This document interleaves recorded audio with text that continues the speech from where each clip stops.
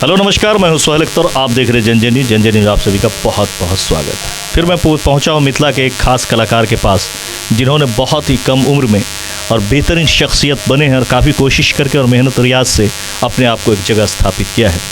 मैथिली और हिंदी में बहुत ही बेहतरीन गायकी। भारत की शायद ही कोई शहर हो जहाँ इनकी कदम ने दस्तक नहीं दिया हो। हर जगह पे ये दिखते हैं और आपको कई चैनल से भी इनको आपने देखा होगा। आप हैं अरविंद सिंह जी, बहुत ही कम समय में बहुत ही बढ़िया और बेहतरीन ख्याति पाने वाले एक अच्छे कलाकार।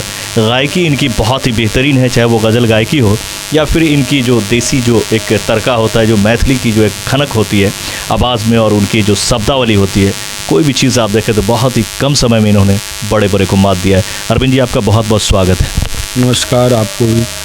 और हम तो कह चाहब हम तो मैथिली गायक छी, हम तो बेसी हिंदियों नहीं बजे छी मंचों पर। बहुत बहुत अहाँ के स्वागत और प्रणाम एहन अवसर के लेल, और समस्त श्रोता के सेहो हम प्रणाम करै छी। हमरा बारे में तो बहुत कुछ बाजि देली, अहाँ ओते नहीं छी, लेकिन जे छी से मिथिलावासी के बदौलत छी। अरविंद जी, चलू मैथिली में अहाँ तो मैथिली में हमहूँ बाजै छी, चूँकि हमहूँ मिथिले के छी। तो अहाँ से सबसे पहले पूछे ली चाहब जे अपने के केना ई आभास भेल जे हमरा सिंगर बनबाक चाही, संगीत में अयबाक चाही, कहिया शुरू केलिए सफर, ई केना अहाँके लागल कि हमरा गेबाक चाही? संगीत के विधा तो हम जखन बच्चे छलिए तही समय में माताजी किछु किछु गुनगुनाइ छलखिन, तो बहुत बच्चा से माँ संगे हम सुतै छलहुँ, तो वही समय से किछु किछु हमरा में आयल जाइ छलै। जेना ओ गबै छलखिन राति में हमरा सुतबऽ काल में, तो हमहूँ गबै छलहुँ। ओहि जगह से शुरुआत भेलै। स्कूल के आवर में अहाँ के नाना जी के कोनो मास्टर साहब कहलखिन जे यौ नाना अरविंद जी बड़ गबै, नीक गबै अहाँ के बौआ। नहीं, नाना जी से शिक्षा दीक्षा लेलहुँ। फिर अच्छा, नाना जी छलै तो संगीत में? हाँ, नाना जी आकाशवाणी दरभंगा में एखनो छेबे करथिन, और गुणेश्वर सिंह नाम छनि। नाना जी सेहो छथिन, आ प्लस में संगीत साहित्य के हमारे गुरु जी वह थे। तो आप देख सकते हैं कि इनका कहने का मतलब ये है कि इनके ब्लड में संगीत है। माँ की गोद से, जहाँ माँ की गोद को पहली जो है पाठशाला माना जाता है, पहली जो है वो मख्तब माना जाता है, वहीं से इन्होंने अपना शुरू किया था और वहीं से संगीत इनमें है। नाना जी भी संगीत से ही हैं, रेडियो स्टेशन में है दरभंगा में। तो आप जान सकते हैं कि इनके खून में ही जेनेटिक है, इसीलिए इन्होंने इतना ग्रोथ किया। और फिर मैं इनसे और भी सवाल करूँगा, तो मैं आपसे जानना ये चाहूँगा कि स्टेज की लत आपको कहाँ से लगी और कब आपने स्टेज शुरू किया? एक्चुअली में नाना जी तो कार्यक्रम सब करे छलखिन, तो नाना जी करे छलखिन तो हमरो एक आधटा वो प्रोग्राम में लऽ जाए लगलखिन। उस समय में बड़ गरीबी छलै हमर परिवार में, जे बात छै। तो नाना जी किछु किछु के हमरा पाइयो देवऽ लगला, तो जिज्ञासा हमर जागल। ओ पढ़ाई लिखाई तो चले रहल है, आ साथ साथ संगीतों में जब हम किछु करितहुँ किछु पाइयो के आवागमन होइते, आ लोक सब बड़ प्रसन्न होथिन जे आहा बौआ बड़ नीक गबै छी अहाँ, आबि के पुरस्कार देत। तो हमरा धीरे धीरे जिज्ञासा जागल जे नहीं, एतेक मान सम्मान जो संगीत में हमरा होइए तो किया नहीं काज कयल जाए। उस जगह से अब शुरुआती भेलै। धीरे धीरे अहाँ के हम नाल बजौनाइ सिखलिए सबसे पहिल। हम तो बहुत इंटरव्यू में कहलहुँ छियै जे एकटा अहाँ के पाना दोकान कऽ के हम नाल खरीदलहुँ, मतलब एहन गरीबी छलै। ओहिके बाद जे छै से ओ नाल खरीद कऽ जे छै से नाल खूब बजौलहुँ, मतलब ऑर्केस्ट्रा से लऽ कऽ कबीरपंथी, रामानंदी सब चीज़ में, मतलब वादन में अपने जाए। हाँ, लेकिन नाना जी के इच्छा छलनि जे हाँ हारमोनियम बजा के गायन सीखू।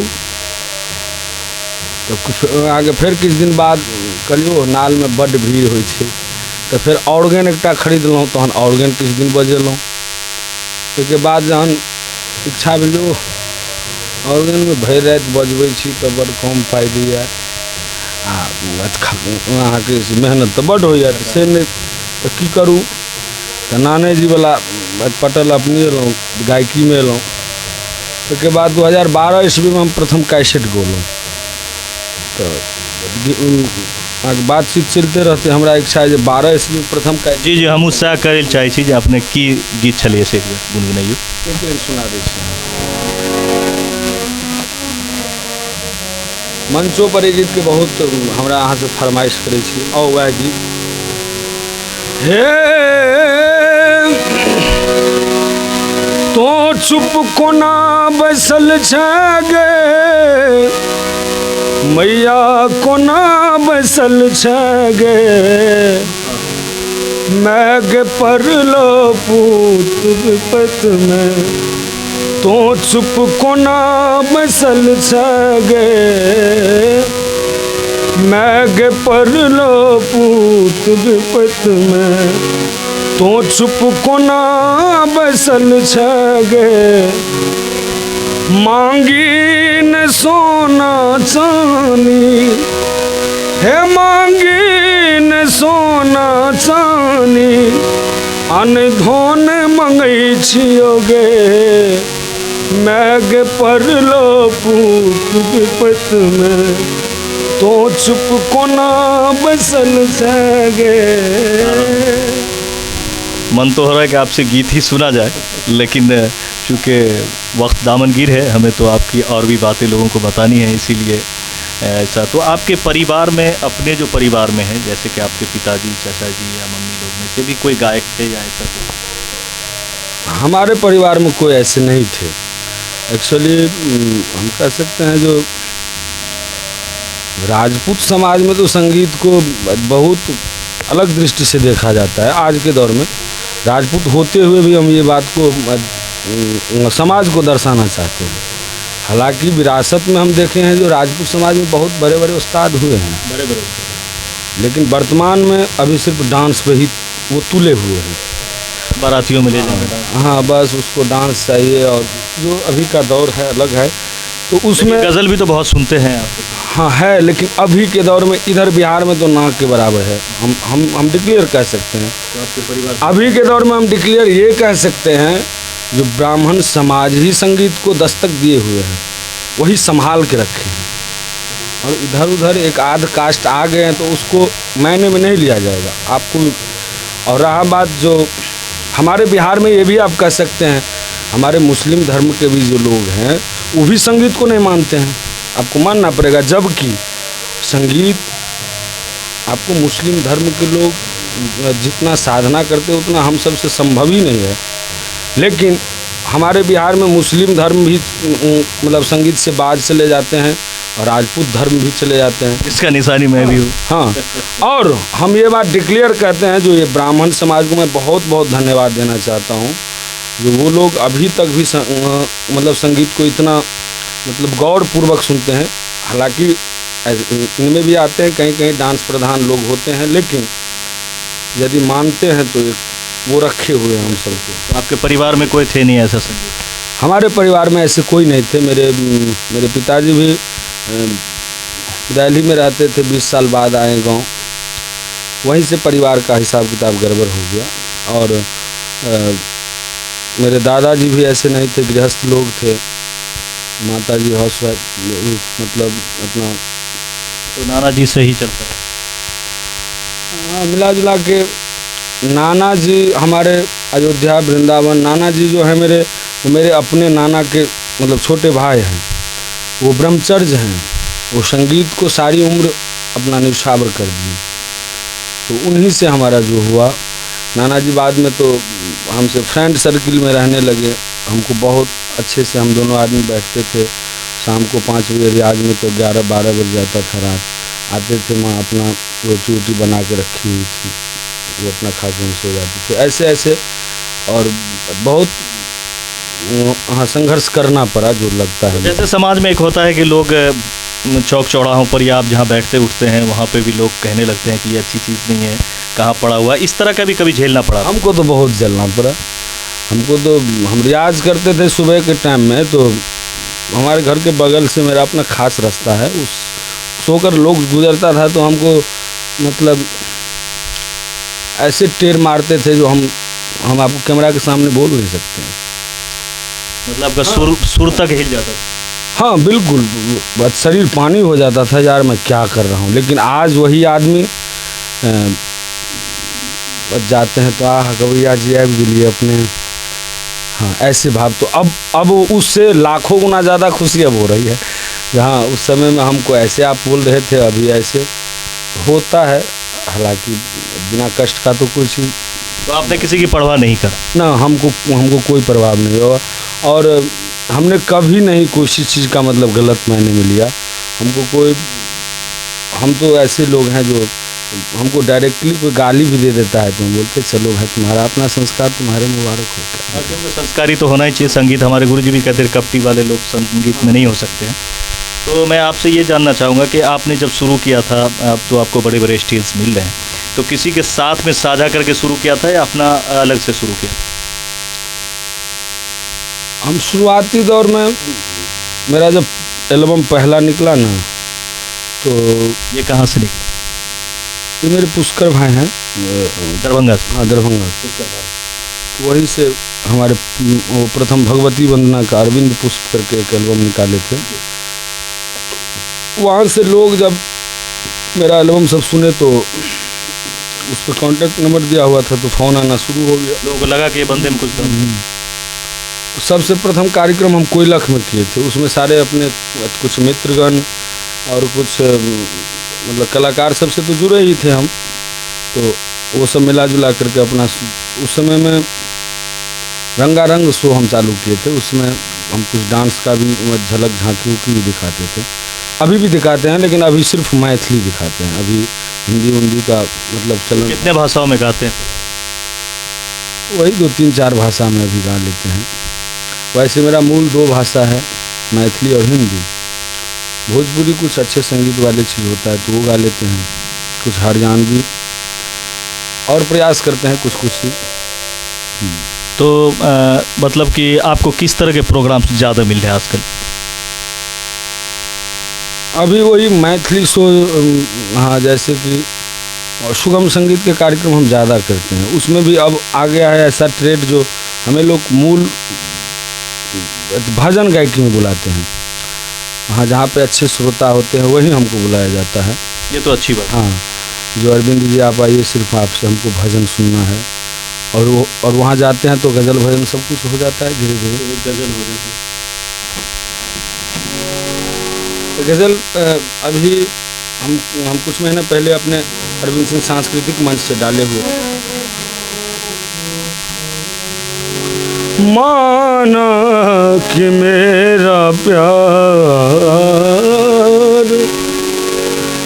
माना कि मेरा प्यार यकी का नहीं रहा,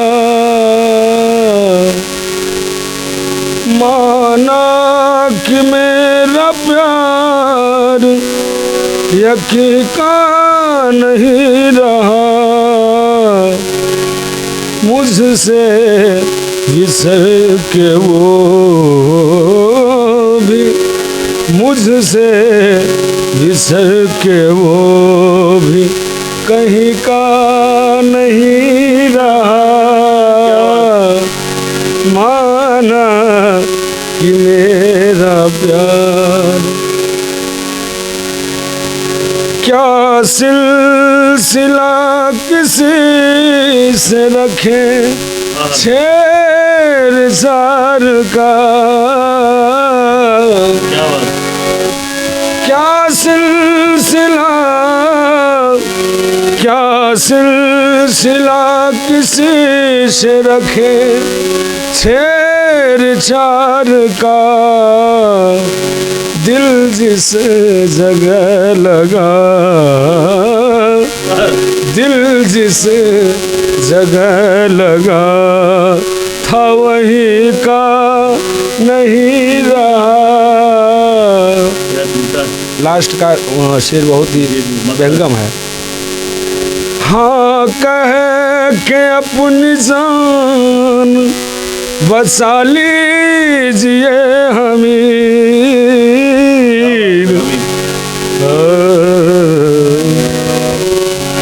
हाँ, कह के अपनी जान बचा लीजिए हमीर, कहते हैं अब ये दौर, कहते हैं अब ये दौड़ नहीं का नहीं रहा, क्या बात है भाई, क्या बात है। माना कि मेरा प्यार। तो अभी जो हम आपको मिला रहे थे, ये शख्सियत दरअसल काफ़ी कोशिश करते हैं और काफ़ी रियाज करते हैं तब यहाँ तक पहुँचे हैं। तो और भी किसी गुरु जी से आपने संगीत सीखा?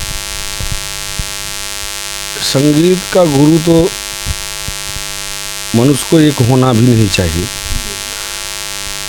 हाँ, चूँकि ये पहले के ज़माना में ऐसा होता था, जो हमने एक गुरु आश्रम में सिर्फ शिक्षा दीक्षा लिए और वहीं से मेरा आनंद पालन ऐसा होता था। लेकिन अभी का जो दौर है वो हम कहते हैं, हम यदि एक शब्द किसी से सीखते हैं तो उनका गुरु का सम्मान उनको होना चाहिए। तो हमने नाना जी से प्रथम शिक्षा दीक्षा में, नाना जी का नाम भी आप? नाना जी का नाम श्री गुणेश्वर सिंह। कहाँ के? उनका मूल निवासी तो वो भीट भगवानपुर के आते हैं, लेकिन अभी मेरे गांव में ही पशवाई टोल में उनका घर और मैं पुगाई टोल में। तो आपका घर भी बताओ। हमारा आपको झंझारपुर अंतर्गत एक आता है काको पंचायत, उसी में चोपता गांव है मेरा। तो चोपते में हम अवस्थित हैं अभी। तो बोल रहे थे जो एक गुरु नहीं होना चाहिए, संभव हो तो वो तो हर एक इंसान के अपना अपना सोच होता है। तो मेरे नाना जी प्रथम गुरु हुए। उसके बाद हमारे मिथिला यूनिवर्सिटी के एक वेद प्रकाश सर हैं, हम संगीत से MA वहाँ मतलब वहीं से किए हैं, भास्कर। तो वो मुझे बारीकी चीज़ सब बताते हैं। जब कभी दरभंगा जाते हैं तो हालांकि वो फ्लूट बजाते हैं, उन्हीं का प्रोफेसर हैं वो, लेकिन हमको वो संगीत में बारीकी चीज़ सब बजाते हैं। मल्लिक घराना से उनका मतलब अपना दोस्ती है, तो उसी से हमको बारीकी चीज़ से बताते हैं। वैसे तो बहुत उस्ताद मिले और सबसे कुछ न कुछ अर्जन कर, हाँ सबसे मिला। एक बार उस्मान मीर सर मिले हमको मुंबई में, तो उन्होंने बताया सर जो अरविंद आप जो है सो एक बार गज़ल गायकी की तरफ जाइए, आपकी आवाज़ में ऐसा खनक हो सकता है। तो हमने अब प्रयास किया है जो गज़ल भजन को लेकर के, चूँकि हम ये भी बात आपको ऑडियंस के सामने मतलब निधोक बोल रहे हैं, जो अब के जो संगीत का जो दौर चल रहा है हमारे मिथिला का, उसमें अच्छे संगीतकार ये मंच नहीं कर पाएंगे। अब मैं आपको बता सकता हूँ, जो मैं मैथिली मंच लेकर के जाता हूँ, कहीं कहीं दो चार ऐसे आ जाते हैं लुढ़क के, भाई थोड़ा भोजपुरी भी चलने दीजिए। अब तो ये क्या मतलब बनता है भाई? हम सब अपने, हम तो एक जगह साफ साफ बोल दिए जो भाई हम अपने भाषा के दूत हैं, आपको देखना है कार्यक्रम, मुझे बुलाना है तो बुलाओ, नहीं तो ये भोजपुरी और ये लड़के को कर दो शादी 3 बजे भोरहरिया, ऐसे काम हम नहीं कर सकते हैं। हाँ, हमारे हर चीज़ पूरा करते हैं भजन, तो हम क्यों ऐसे काम सब करें? मेंटेन है। हाँ, हम मेंटेन कर पाए हैं, तो यही सब बात है। तो आपको लगता है इसमें आना चाहिए इस फील्ड में लोगों को? हाँ, हम तो हर एक नौजवान के लिए हमने तो स्टूडियो खोल रखा है और संगीतालय भी। हम कहाँ पे स्टूडियो? आप स्टूडियो समया ढलान के समीप, ये एक मतलब कोठिया गांव पड़ता है, अरविंद सिंह सांस्कृतिक मंच वो टैग है, लेकिन रागनी गीत नाद स्टूडियो से चलता है। हाँ, अपना विद्यालय भी खोल रखे हैं, बच्चे लोग रहते हैं वहाँ और सीखते भी हैं, और वहीं से कार्यक्रम भी अपना चलता है। ऑफिस, मेन ऑफिस भी वहीं बना रखे हैं। आप सीखने के लिए भी आप लोग इनसे कांटेक्ट कर सकते हैं, इसीलिए मैंने एड्रेस पूछा जी। तो कहा बात, जो नौजवान सबके लिए मैं एक संदेश इस माध्यम से देना चाहते हैं, जो संगीत आप लोग करते हैं तो थोड़ा भी सीख लीजिए, उसके बाद मज़ा आएगा लाइफ में। नहीं तो वैसे आप कैसेट निकाल लीजिएगा, एल्बम 10 बना लीजिएगा, डीजे पे ढुक ढुक कर लीजिएगा, उस सबसे नहीं कुछ होने वाला है। वास्तविकता जहाँ है वहाँ आइए एक बार कम से कम, उसके बाद ये तो सागर है, एक बार डुबकी लगाने के बाद आप खुद बोलिएगा नहीं यहाँ मेरा कमी है, वहाँ मेरा कमी है। जो वास्तविकता है, मेरे सोहेल भाई भी बहुत अच्छे सिंगर हैं, अभी ये पत्रकार हुए हैं, लेकिन वर्तमान में हम बोल सकते हैं जब से मैं इनको मतलब रूबरू हुए हैं आपसे। ये बहुत अच्छे गाते हैं, इसमें कोई शक की बात नहीं। जी सही बात है, अच्छी बात है। तो मैं कोशिश ये करता हूँ कि हर कलाकार को मैं आप तक पहुँचाऊँ। तो अरविंद जी, एक और सवाल, लंबी हो गई इंटरव्यू लेकिन कोई बात नहीं, हमारे दर्शक इसे देखते हैं। जब आप प्रोग्राम करने जाते हैं तो कोई ऐसा अजीब टाइप का दर्शक मिल जाता है कभी कभी, उससे डिस्टरबेंस होता है, ऐसा कभी होता है क्या आपके साथ? हाँ, वही हम बोले हैं ना, जो मैं जो मैथिली कार्यक्रम लेकर के चलता हूँ, तो मतलब सबसे पहले तो मैं ये चीज़ दर्शा देता हूँ जब आते हैं हमसे बात करने के लिए तभी, और जब ये चीज़ क्लियर रहता है तब आयोजक भी क्या करेंगे बेचारे, वो तो हमको बुलाते हैं, लेकिन वहाँ जो 50 पब्लिक ऐसे लुढ़क करके चले आते हैं तो उसमें वो क्या करेंगे। हाँ, हम लोग बेबस हो जाते हैं, लेकिन हम बेबस हो जाने का मतलब ये नहीं जो मैं चला देता हूँ। मैं स्ट्रिक्ट होकर के कार्यक्रम बंद करो भाई, ख़त्म करो कहानी, अब क्या कर सकते हो ज़्यादा से ज़्यादा। सही बात है। तो आप देख सकते हैं कि लोग, टेस्ट लोगों का बदलता जा रहा है, तो इससे साफ जाहिर होता है कि अच्छे जहाँ पे श्रोता हैं, अच्छे जहाँ पे सुनने वाले लोग हैं, जहाँ पे लिसनर्स बढ़िया हैं, वहाँ पे इनको पसंद की जा रही है और काफ़ी तेज़ी से उन्होंने ग्रोथ किया। तकरीबन आप कितने शहरों तक गए होंगे अभी तक? इंडिया के शायद कोई ऐसा शहर छूटा होगा, वैसे बिहार, यूपी, आपको दिल्ली, उसके बाद क्या बोलते हैं चंडीगढ़, वो सब तो हरियाणा में आता है ना, ऐसे करके मुंबई, इधर कलकत्ता, गुवाहाटी, बहुत शहर, दर्जनों शहर में। हाँ। तो एक सवाल मैं आखिरी आपसे ये करूँगा, मक्ते का सवाल इसको बोलते हैं। मतला होता है जो शुरू करते हैं और मक्ता होता है जो ख़त्म करते हैं, गज़ल में भी यही होता है और यही होती है बात। तो मक्ते का मैं अब सवाल आपसे करना चाहता हूँ कि हमारा जो मिथिला है, यहाँ की परंपरा गायकी बहुत है और आप भी परंपरा गीत गाते हैं, लेकिन पारंपरिक जो गीत है, जो संगीत है, उस पर महिलाओं की पकड़ ज़्यादा थी, और क्योंकि परंपरा गीत को वही गाती है, शादी का माहौल हो, मुंडन का माहौल हो, तो उसमें आप लोग कैसे सेट करते हैं अपने आप को? यानी महिला भारी नहीं हो कि आप लोग अब भारी हो रहे हैं, अब जेंट्सों को ज़्यादा पसंद किया जा रहा है, या फिर महिला को पारंपरिक गीत पे किसकी पकड़ है मिथिला में? नहीं तो अब क्या हो गया है, तो मैथिलानी जो है मेरे मिथिला के जी, वो तो मंच पे नेसेसरी कोई परिवार जाते हैं, तो सबसे पहले तो ये भी बात आ जाता है बीच में, जो सब परिवार में ऐसा आज़ादी भी नहीं मिला हुआ है जो आप संगीत में जा सकते हैं, सबसे पहला आज़ादी।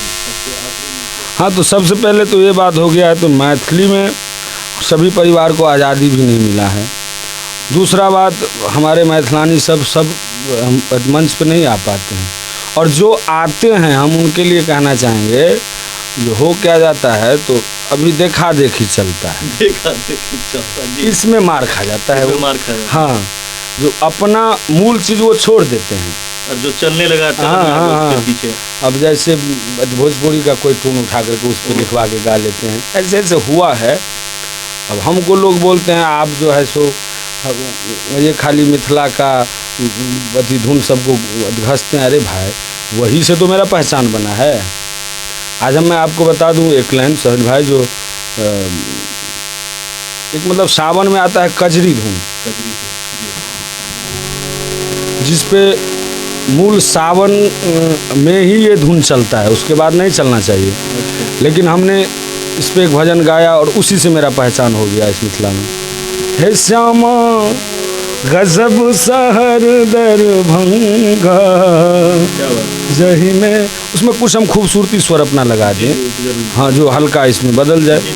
वैसे इसका मूल है ऐसे, सखी है सावन के बुन झेसी, पिया संग खेलब पचीसीना। क्या बात। अब इसको हमने भगवती के में दे दिया, और वो अब साल में हम कहते 365 दिन ही कहीं ना कहीं बजता होगा, बजता है, लोग पसंद भी करते हैं। हाँ, लोग पसंद करते हैं। तो इसकी जरूरत, अब देखिए, राग शिवरंजनीय में कई प्रकार के गीत लोग गाते हैं।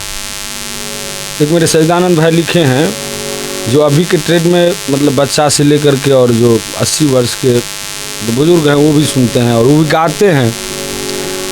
साहब कतेक दुख हम संसार में, बाबा हो बाबा कि लिखला कपाल में।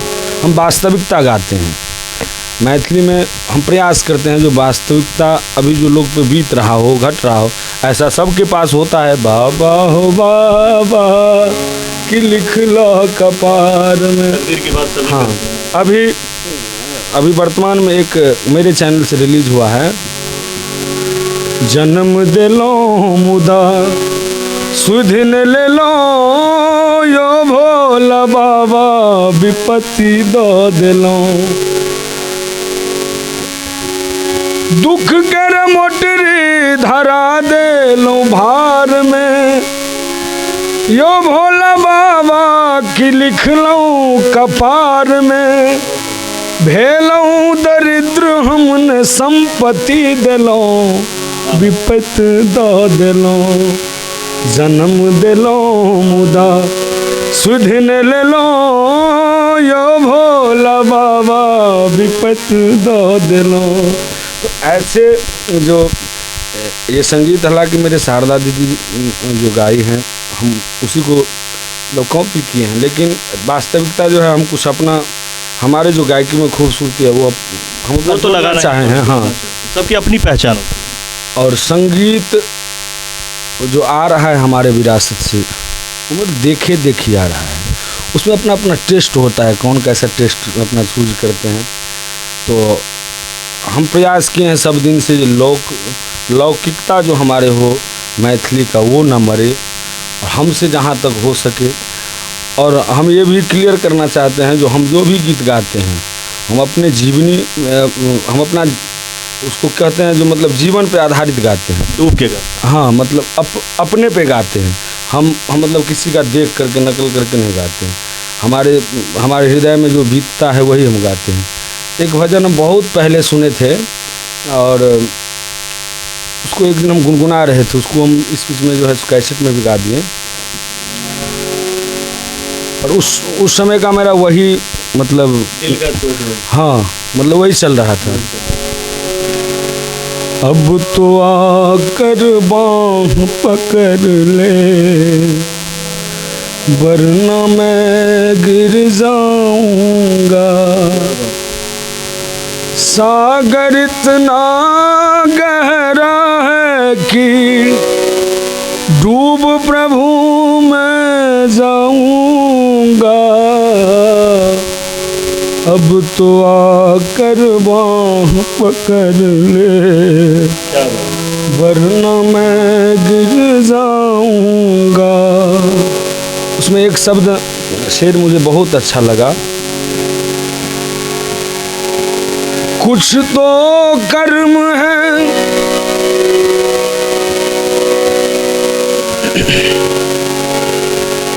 कुछ तो मेरे कर्म है से, जिस पर मैं शर्मिंदा हूँ, सर पे कर्ज है दुनिया का बस, इसलिए मैं जिंदा हूँ। तूने भी मुँह फेर लिया तो और कहाँ मैं जाऊंगा, अब तो आकर बाँह पकड़ ले, वरना मैं गिर जाऊंगा। बहुत बहुत शुक्रिया उस्ताद। तो एक बहुत बड़े उस्ताद और हस्ती से हमने आपको मुलाकात कराया, और इनकी ज़िंदगी के बहुत सारे अभी पहलू जानना बाकी है। तो मैं एक आखिरी चीज़ पूछता हूँ और इसके बाद मैं ख़त्म करूँगा। आपके परिवार में अभी कौन कौन है? मेरे परिवार में मेरे पिताजी हैं, दादाजी हैं, नाना जी भी हैं, और माताजी 2 साल पहले, जिस पे अब मैं ये भी बता सकता हूँ आपको, जो उस पे मैंने एक श्रद्धांजलि गीत हमने गाया, और वो गीत इतना पॉपुलर हो चुका है, जो मतलब हर मंच पे हमको मतलब उस गीत का फरमाइश होता है, और मतलब हमको गवाया जाता है उस गीत का। जैसे धरती गगन सूरज चाँद को ना रहते, मैं के बिना संतान को ना रहते, दूध पियल हाँ बे नाम को ना रहते, मैं के बिना संतान को ना रहते। माँ उल्हन उपराग सहै छे, कोइख में रख के सुत के सेबै छे। बिनु जननी जग विधान कोना चलते, मैं के बिना संतान कोना रहते। क्या बात है। और आपकी शादी हो गई? हाँ, मेरी शादी भी हो गई है, एक भगवती भी आई हुई है, और मालिक की इच्छा से अभी के दौर ठीक ठाक चल रहा है। ठीक ठाक चल रहा है। नहीं, कलाकारों के साथ थोड़ी परेशानी हो जाती है, वो तो नहीं हो रही है? बीवी थोड़ा सा होती है, कहती रहती है कि होती है, लेकिन हमने उनको बना लिया है। अब वो भी गाती है थोड़ा बहुत। मना लिया? हाँ, मना लिया है। नहीं, बना भी लिया है। हाँ, इसलिए बना लिया है जो कि हमने सोचा भाई सुर वाले बात तो वही समझेगी जो सुर लगा सकती है। तो हमने सुर लगाना को उसको शुरू कर दिया है उनको। इससे परेशानी दूर हुई? हल्का फुल्का दूर हो गया है। ये बड़े परेशानी होती है कलाकार के साथ, ये मैं भी कह सकता हूँ, और जितने पुरुष कलाकार हैं वो आपको कह सकते हैं। इसमें मेरा कुछ और बात है साहिल भाई, जो हमने क्या करता है ना, जो भी कोई आता है या आती है हमारे से सीखने के लिए हमारे स्टूडियो में, उसमें हम मतलब थोड़ा अपनापन दिखा देते हैं सबके प्रति। जो आओ बाबू, आपको कोई दिक्कत हो, ये हो, फला हो, चिला हो, उसका लोग हाँ, उसको अब क्या होता है तो लोग उसको फायदा उठा, आईना गलत, हाँ, उसको जो गलत वे में कोई ले लेता है तो वो तो भाई वो जाहिर है जो किसी को भी गलत लग सकता है। वैसे देखिए, कलाकार को एक मोहब्बत होनी ज़रूरी होती है, क्योंकि जब तक मोहब्बत नहीं होगी, उसकी दर्द नहीं होगी, तो उस फीलिंग्स को समझ नहीं पाएगा, तो वैसा तो कलाकारी आ नहीं पाएगा। जैसे माँ का इन्होंने गाया तो आपने देखा कि माँ के लिए गाया तो कितना दर्द था उनमें, इसी तरह से होती है। इसीलिए कलाकार को हमारे ख्याल से इतना भी बंधन में बांधने की जरूरत नहीं। आपने बहुत अच्छा बात एक बोला है। जो वास्तविकता यही है, जो हमको यहाँ कांटा चुभा, इसका दर्द आप बगैर चुभे हुए कैसे पता लगा सकते हैं?